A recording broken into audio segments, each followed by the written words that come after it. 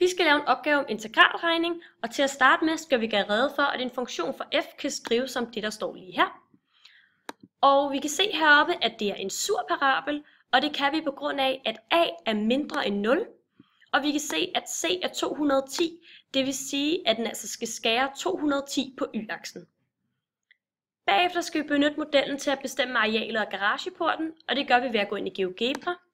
Herefter klikker vi på vis CAS, og så skal vi definere vores funktion, så vi skriver f af x kolon er lig med, og det er meget vigtigt, at vi skriver kolon, da vi skal huske, at vi skal definere vores funktion, og ellers skriver vi den bare ind.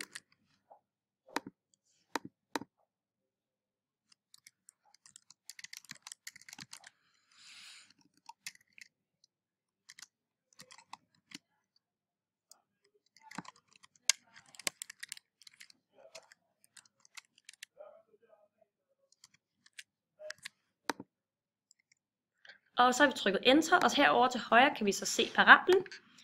Bagefter går vi så ned i inputlinjen og skriver integral, og så popper der den frem, som hedder integral funktion tal.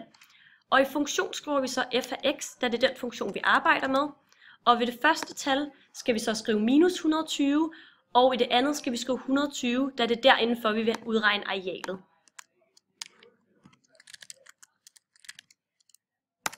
Og bagefter kan vi så se arealet, at det er 48.400,13, og sådan bliver opgaven løst.